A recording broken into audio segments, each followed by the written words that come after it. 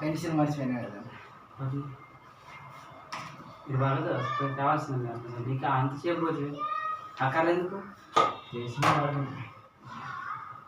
ఏడాడుగు net shop నుంచి ఏడు కానీ అలా కానీ స్టేషన్ షాప్ తెచ్చినట్టు నేను చెప్పలేను నీకు అంతా డబ్బులు ఇస్తుంది మనకి కదా.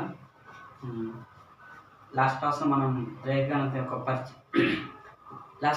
మనం రేఖాగణితం సంబంధించి పరిచయం చూసాం కదా. ఈరోజు మనము ఆ రేఖాగణితానికి సంబంధించి ప్రాక్టీస్ బిట్స్ కొన్ని ప్రాక్టీస్ బిట్స్ చూద్దాం, ఓకేనా. సో వాటికి సంబంధించి